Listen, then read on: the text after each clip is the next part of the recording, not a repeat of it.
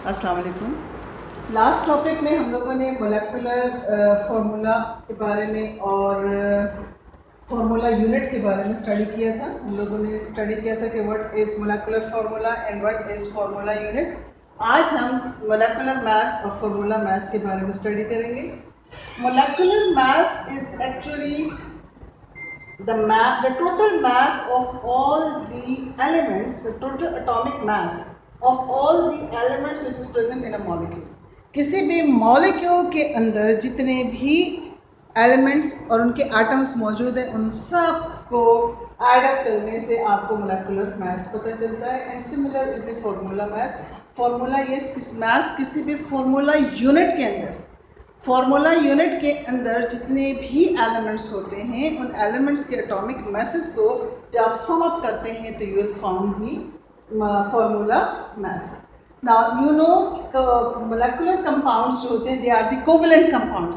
जितने भी covalent compounds होते हैं दे आर मोलेकुलर कंपाउंड्स, और जितने भी आयोनिक कंपाउंड्स होते हैं उनको हम रिप्रेजेंट करते हैं विद फार्मूला यूनिट्स। तो उनका जब हम मास कैलकुलेट करते हैं तो दैट इज फार्मूला मास।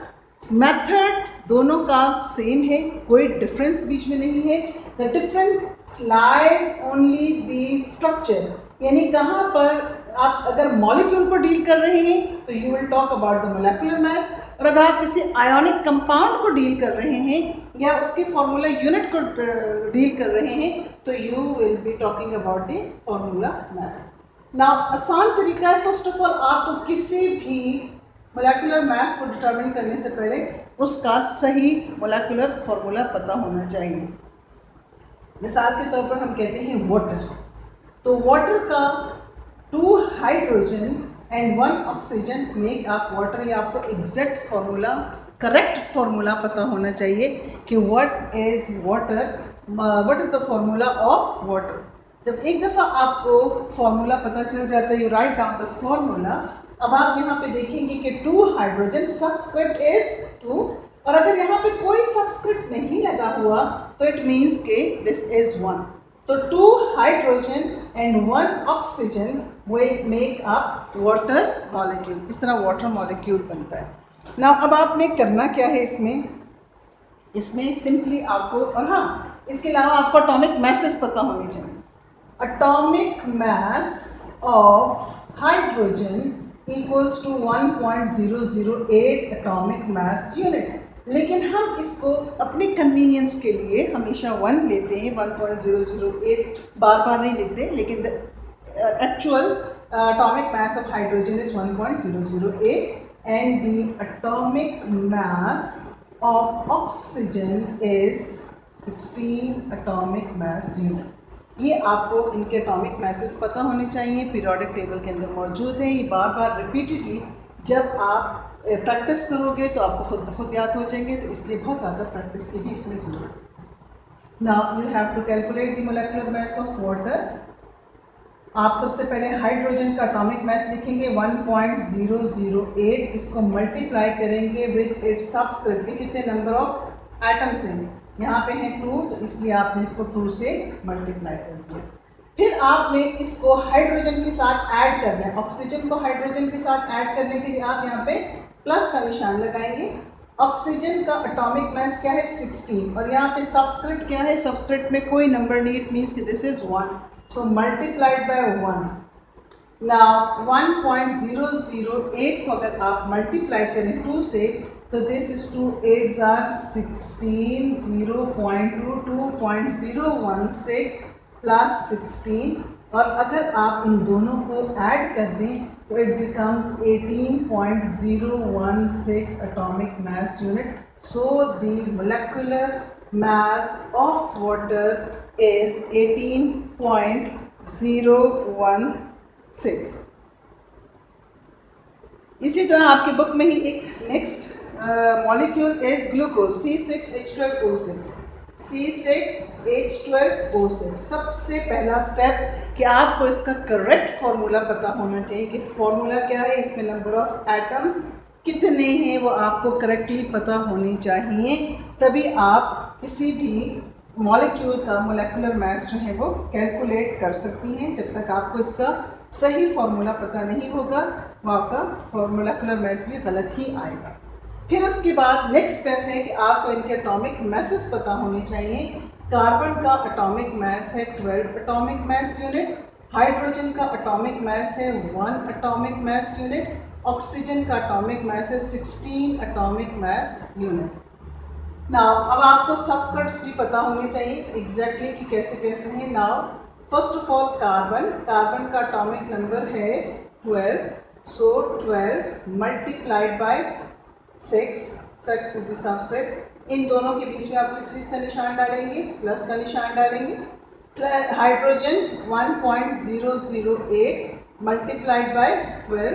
अपने कन्वीनियंस के लिए अगर हम इसको इस वक्त सिर्फ 1 लिख लें तो 1 multiplied by 12 plus 16 multiplied by 6। Now 2 6 are 12, 6 ones are 6, 7. This makes 72 plus 12 plus 6 6 are 36, 3 carry, 6 ones are 6, 7 8 9 96.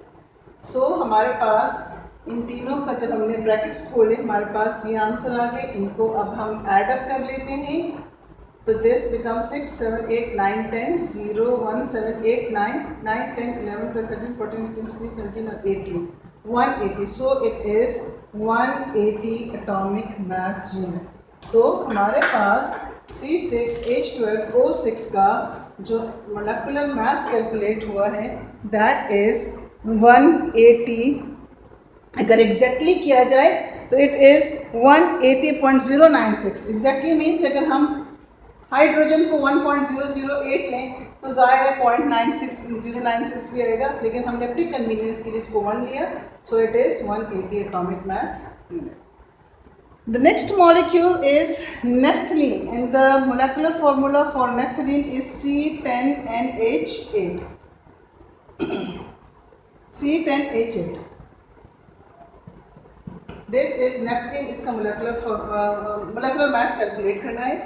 अभी आपने देखा कार्बन का एटॉमिक मास जो है दिस इज 12 और हाइड्रोजन का एटॉमिक मास हमने अपने कन्वीनियंस के लिए 1 ले लिया, otherwise it is 1.008। Now carbon is 12 multiplied bye 10 plus hydrogen is 1 multiplied by 8, so this becomes 120 plus 8 128 atomic mass unit। 128 atomic mass unit। The term molecular mass is used for the molecular compounds, whereas the term formula mass is used for the ionic compounds। ठीक है, ये आपकी याद दहानी के लिए मैंने एक दफ़ा फिर बता दिया। अब हम किसी भी फार्मूला मास को कैलकुलेट कर लेते हैं कि how will you calculate the formula mass. Procedure same है, सिर्फ इसके टर्मिनोलॉजी में थोड़ा सा डिफरेंस है, बाकी इसके अंदर कोई डिफरेंस नहीं है, इसलिए इसको कंफ्यूज होने की ज़रूरत नहीं है कि whether you how will you calculate molecular mass and how will you calculate formula mass, सबका एक ही प्रोसीजर है। हमारे पास आयोनिक कंपाउंड है sodium chloride. This is ionic compound. Ionic compound को हम रिप्रेजेंट करते हैं बाय फार्मूला यूनिट, तो दैट्स वाई इनके अंदर जो रेशो मौजूद होता है that is the simplest whole number ratio. Sodium का एटॉमिक मास जो है दैट इज़ 23 और सोडियम का, और जो क्लोरीन का एटॉमिक मास है this is 35.5।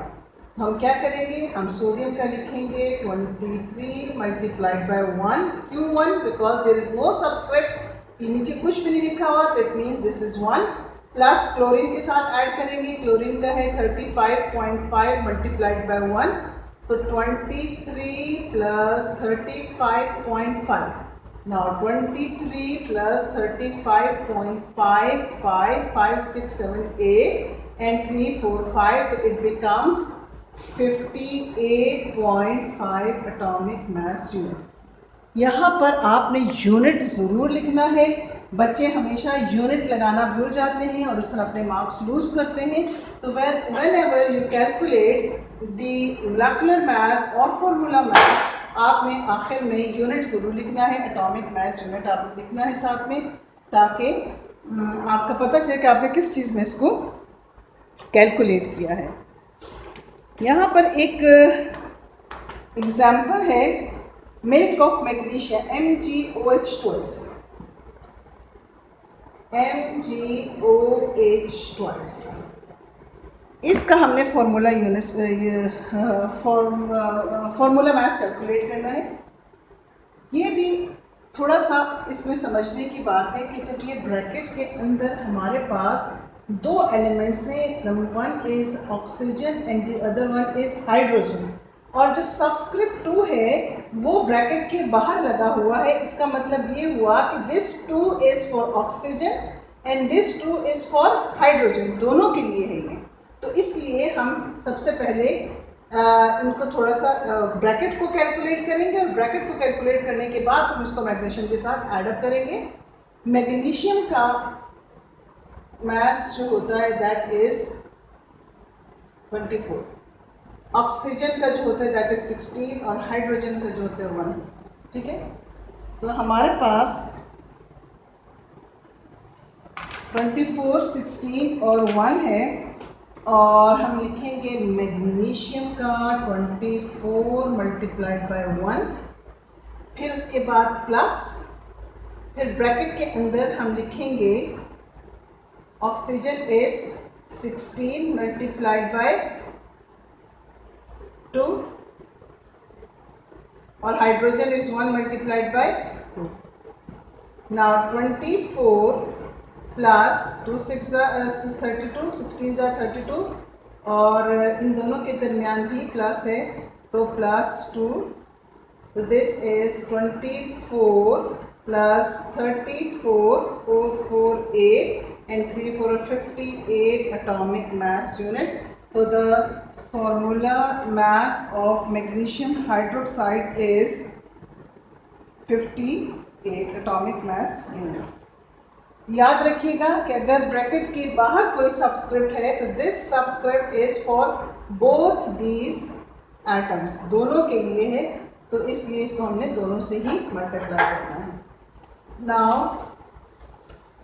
Self assessment exercise.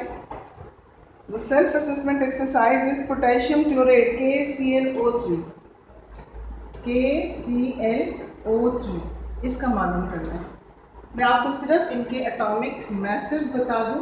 Potassium का एटॉमिक मैस है 39, क्लोरीन का एटॉमिक मैस है 35.5 और ऑक्सीजन का एटॉमिक मैस है 16।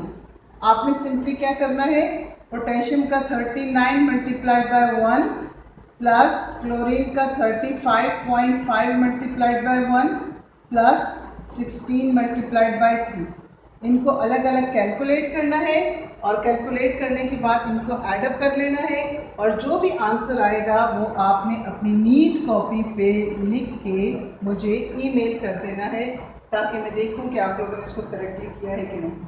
The next one is baking soda NaHCO3, NaHCO3। यहाँ पर भी मैं आपको मैसेज बता दूँ, सोडियम का एटॉमिक मास है 23, हाइड्रोजन का एटॉमिक मास है 1.008 और कार्बन का एटॉमिक मास है 12, ऑक्सीजन का एटॉमिक मास है 16। आप लोगों ने सोडियम का 23 multiplied by 1 plus 1.008 multiplied by 1 plus 12 multiplied bye 1 plus 16 multiplied by 3, इन सब को करके, इन सब को ऐड करके इसका आंसर निकाल के मुझे ईमेल कर दें। And the third one is urea NH2। ये थोड़ा सा टेक्निकल है, मैं आपको थोड़ा सा इसको डिस्क्राइब कर दूँ कि इसमें करना क्या है, बिकॉज यहाँ पे आपको ब्रैकेट के बाहर भी थोड़ा सा वर्क करना है, तो इसलिए मैं थोड़ा सा गाइडलाइन इसके लिए दे दूँ आपको। The formula of urea is NH2 और फिर उसके बाद ट्वाइस NCO। और नेक्स्ट इज अमोनियम नाइट्रेट, वो तो बहुत आसान है, लेकिन इसमें थोड़ा सा बता दूं कि यहाँ पे ब्रैकेट के बाहर जो सबस्क्रिप्ट लगा हुआ है, this subscript is for nitrogen and hydrogen, दोनों के लिए है। सो इसलिए नाइट्रोजन का जो एटॉमिक नंबर है वो भी मैं यहाँ लिख दूँ, एटॉमिक नंबर इज 14। सो यहाँ पर अब आ जाएगा 14 मल्टीप्लाइड बाय 2, कौन सा वाला 2, ये वाला 2, ठीक है, this is the bracket, plus hydrogen is 1 multiplied by 2, but 2 2s are 4, so here it becomes 4। यहाँ पे आप इसको 2 से मल्टीप्लाई नहीं करोगे, बल्कि इसको आप 4 से मल्टीप्लाई करोगे, या फिर आप इसको यूँ भी कर सकते हो 1 मल्टीप्लाइड बाई 2 भी कर सकते हो, लेकिन ये बहुत कंफ्यूजिंग हो जाएगा, इसलिए आप इसी 2 को यहाँ से मल्टीप्लाई करके 1 मल्टीप्लाइड बाई 4 प्लस कार्बन का हो जाएगा 12 multiplied by 1 plus 16 multiplied by 1। 14 2s are 28 plus 4 plus 12 plus 16। अब आप इसको कैलकुलेट कर लीजिएगा, इसको नीट कॉपीज़ के ऊपर करें और फिर उसके बाद मुझे ईमेल करें। तो द सेल्फ असेसमेंट एक्सरसाइज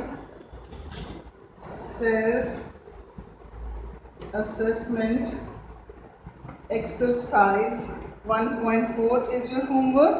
और जो एक्सरसाइज है इसके एंड के ऊपर जो एंड चैप्टर एंड एक्सरसाइज है,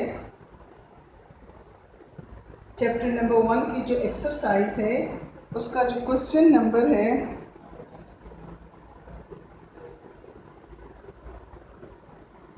question number 13,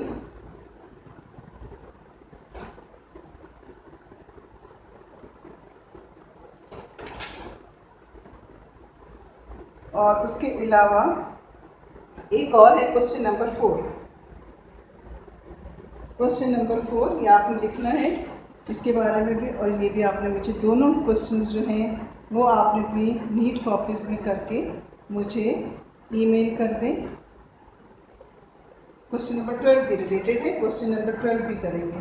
question number 4, question number 12 and question number 13 ये आपने चैप्टर के एंड के ऊपर जो क्वेश्चंस हैं ये भी करने हैं। सेल्फ असेसमेंट एक्सरसाइज 1.4 भी करनी है, बहुत सिंपल है, कुछ मुश्किल नहीं है, कुछ हुआ तो आप ज़रूर डिस्कस कर लीजिएगा। तो I am waiting for your homework. बहुत कम बच्चों ने भी मुझे भेजा है, लेकिन जिन्होंने किया है बहुत नीट काम किया है, उनको मैंने फीडबैक दिया है। तो आप मुझे जल्दी से अपने होमवर्क को भेजें, ईमेल करें, ताकि मैं उनको चेक कर सकूं और मुझे पता चल जाए कि मेरे स्टूडेंट्स इस वक्त क्या कर रहे हैं। Okay, thank you.